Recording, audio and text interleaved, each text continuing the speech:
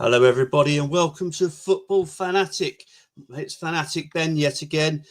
Unfortunately, this week I will be on my own. I will not be having a special guest with me to go through the incidents of the weekend in the Premier League, but I will do it myself, and I will give you better information as I can, and also I will give my judgment on what I think the decision was. So, without further ado, let's start this off.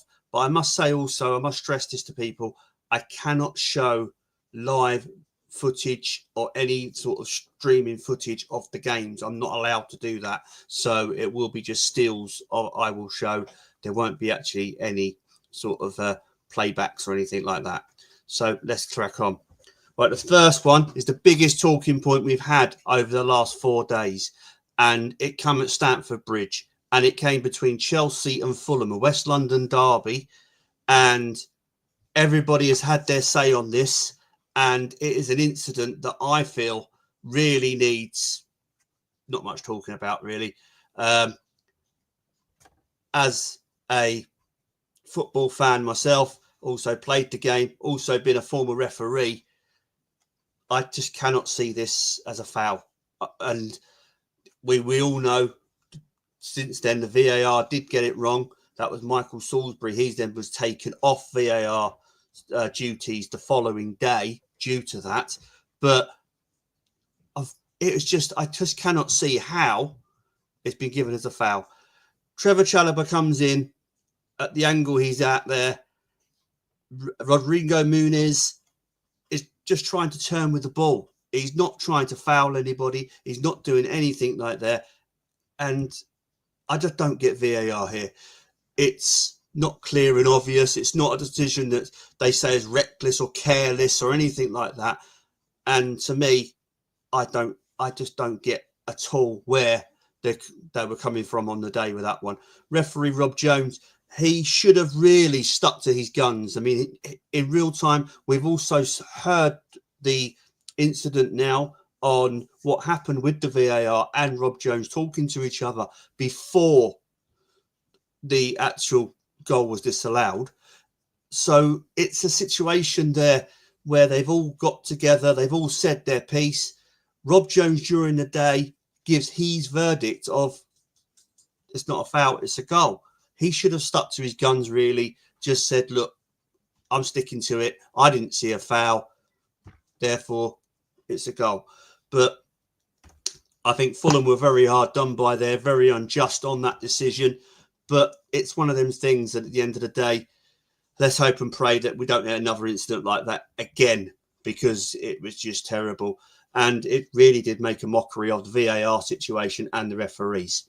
So there you go. So that was a hard just there for Fulham. The other hard just for Fulham, obviously, was the second goal that they was in that game was given as a penalty.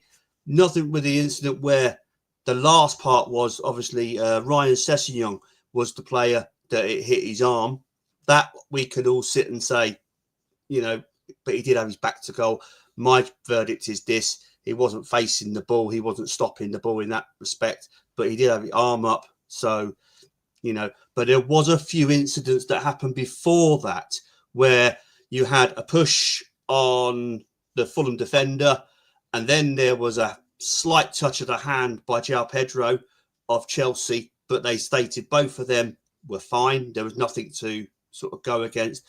And then there was another incident where Studs caught Alex Iwobi, I think it was, and they caught him. And if you're going to give free kicks and disallow goals for the Muniz one, then surely that one should have been chalked off as well, really. But Chelsea won the game. They got the penalty, and that's the way it went. But I do find that it was, seeing the incidents on that game was very, very bad. And I thought that there was something that he should have really looked at long and hard.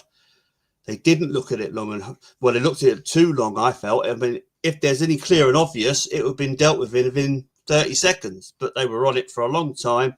They couldn't get to the right decision. And in the end, they made a real fool of themselves by giving a disallowed goal. With the poor lad for Fulham, Josh King, it'd be first ever goal in the Premier League, and he has to go again to try and find that one. Hopefully, won't be too long for him to get that one. Right, now let's move on to the next game where there wasn't really much to incident-wise, but apart from at the end of the game.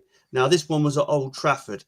Sam Barrett was the referee for this one, and Stuart Atwell was your VAR. And the situation is Manchester United, Burnley, and at the end of the game, Burnley have given away a penalty. Now, yes, no, but if you see from this clip that I'm going to show you, the actual pool starts outside of the area. So if you can see there, the pool is outside. So to me, that is not a penalty. That is a free kick outside the box. And I think Burnley have been very hardly just on that one. I wouldn't really, I wouldn't be very happy if I was a Burnley fan. You've gone to Old Trafford. You've played really well. You've got, hopefully a draw. And then this incident goes on.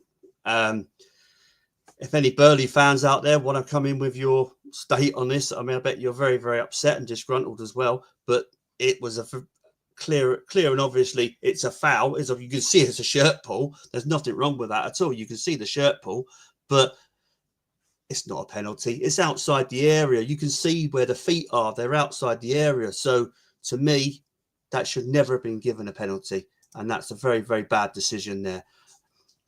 Also, the situation, obviously, there was an incident with VAR giving a disallowed goal for Burnley, saying a player was offside. The semi-automated that they use now, the players looked in line. There was nobody offside from what I saw on that footage. I can't show you the actual thing because it's due to PGMOL guidelines. But to me, it was no offside. I don't get why they gave an offside for that. So again, I feel some probably Burnley fans will be hard just. I mean, it just goes to see that last 2 weeks, Manchester United have had decisions their way. Last week at Fulham and this week again at home to Burnley. So, it's one of them sort of things, they didn't have it in the first game against Arsenal, obviously, where a goal was given against them. So you could say two wrongs make a right, maybe, or you could just say it's just not right at all. But there you go. Now, the next one is at Villa Park, Aston Villa versus Crystal Palace. Stuart Atwell was the referee on this one on Sunday. Peter Banks was the VAR. And you have Matty Cash. He goes in for a challenge and Stuart Atwell gives him a yellow card. Now, the way I look at it like this, to me, it's a straight red. The studs were up. He caught him on the ankle as the player flicked the ball away. So therefore, it should not have been a yellow card. But I don't know why VAR didn't interfere with that one when they interfered the day before with the Fulham incident with studs on the foot. So I think there should have been a red card there. Okay, justified at the end. Crystal Palace won 3-0 in that game and they played really, really well. But the situation I'm saying about is there should have been a red card. So I don't know if any Villa fans out there disagree with me on that decision. Please feel free to put your comments in if you do. Also, any Palace fans, if you think that's the right decision or wrong, you tell me what you think about it. So we go from there.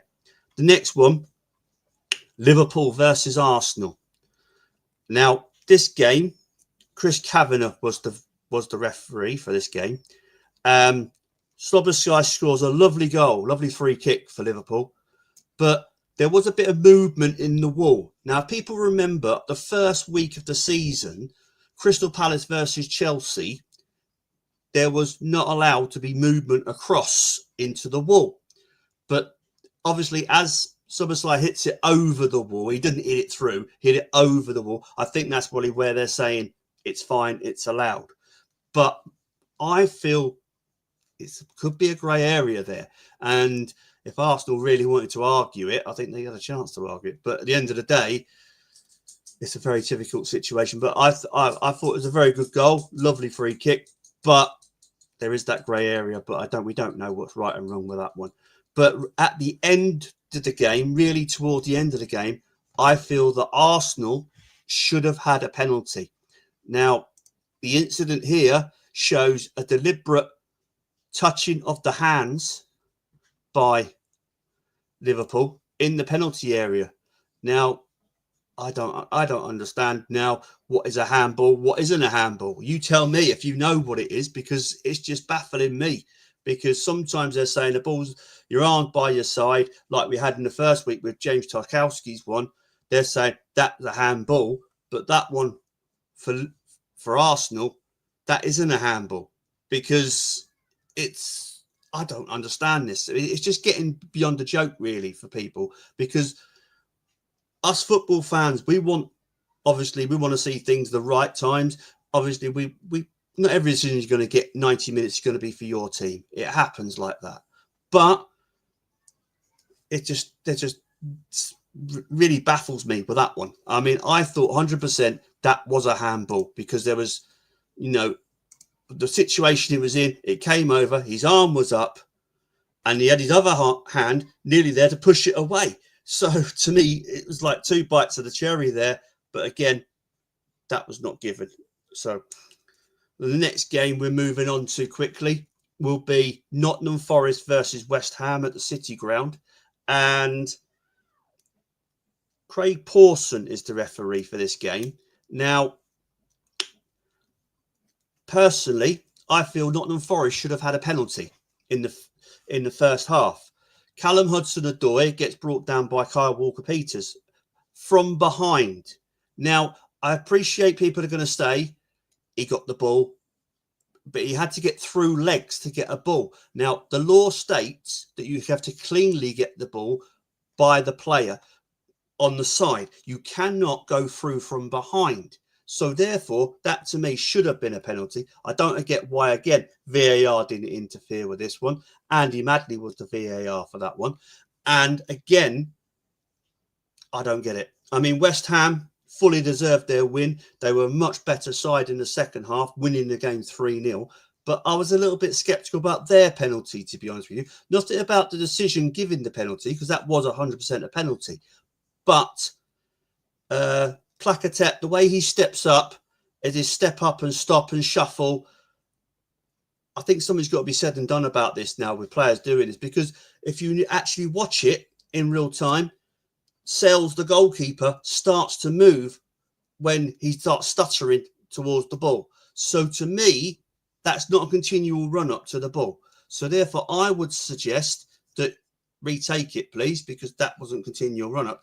But there's a lot of players doing this now, and it seems to be a part of the game that's creeping in quite a lot.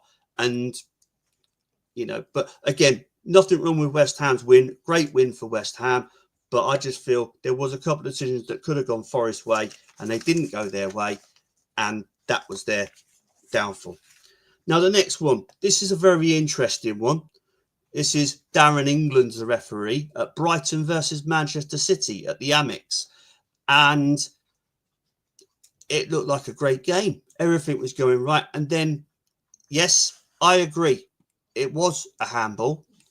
And you can see there, the arms up clearly. I mean, he is blocking the face, but he has time to move himself out the way. And you can see from where it's kicked, that is a deliberate handball. To me, that is a penalty. There's nothing against that at all. It's a great decision by Darren England to give that. And I feel that they really, really should, commend him on that decision.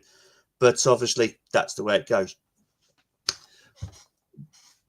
Brighton went on, won that game 2-1. That was a good win for Brighton against the Man City side that will really want to start charging themselves up now, for they've got Champions League football that they really want to get themselves into this season. But we shall see how it goes for them.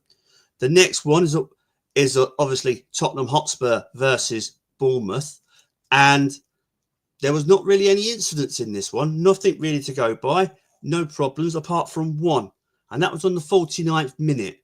It turned out to be nothing. Of course, Simon Hooper was the referee for that one, and he said no penalty to an incident where I've seen penalties given for this, where a player catches another player as he's got his foot up in the air and his foot is underneath and catches him. So to me, that should have been a penalty. Maybe other people might think I'm wrong with this. They may think another decision. No, it's not. But I personally feel it is a penalty because he didn't play the ball. He got the man first. So therefore it was in the penalty area. It should have been a penalty to Bournemouth, but it wasn't given. But there you go. I mean, the last one that we're going to talk about is obviously Sunderland versus Brentford. There was 2 penalties in this game. Anthony Taylor was the referee. Now, the first one given to Brentford for holding. We saw it last week at Fulham when a player was being held and brought to the floor. It's a penalty. I don't get why players still do this. You're going to get caught out if you do this kind of thing. I just don't understand it. And to me, it was a penalty. Poor penalty. It was saved. It was a good save by the goalkeeper. So Brentford missed out. But to me personally, I don't get why players are holding. It's silly now. You know you're going to get pulled up in the box for doing it. You know you're going to get punished by giving away penalties for it. Try not to do it. That's what I would suggest. And then Sunderland themselves got a penalty again for holding. It's just like one does one and one does it again. I don't understand that. And I feel personally, as I said before, why are they holding? There's mark people in the box. There's no need to hold. There's no need to do things like that. So they're the incidents that we've had today. And we've gone through from the weekend. I mean, obviously, there's a few incidents there that were really, really bad. And I feel that they should have really, not been dealt with properly. And the situation of it all is, you need to give the right decision, referees up. We all make mistakes. We're all human. We all do things that we need to do. But I'm not looking at the situation of, referees obviously making every decision wrong. But we want continuity. We want the right decision out there. That's what we're looking for. And we're not getting the right decision. And I mean, I must say, 4 days since the first incident happened at Stamford Bridge, and nearly every pundit in the country, every ex-referee, every person involved in journalism have all given their verdict on this. And they've all said it wasn't a goal for that one at Stamford Bridge. But there you go. You've got my words. If you don't believe me, please feel free to say what you feel that these decisions were right or wrong. I'll be very happy to and interested to hear these people's views on that. We all have an opinion. At the end of the day, I may be right, I may be wrong. So therefore, that's what I see there. Now, I will be back next week.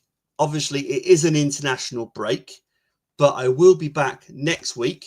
And we will discuss a few more things until, obviously, the Premier League starts again. But we have got, obviously, EFL action this weekend.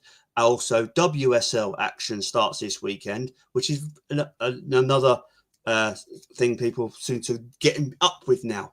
And a massive game on Friday night with Chelsea taking on Manchester City. And I feel that a great start to the WSL season. And from me, FANattic Ben, I would like to say thank you very much for joining me. Very sorry we didn't have a guest on today. Couldn't make it. So maybe next time. All the best. Take care.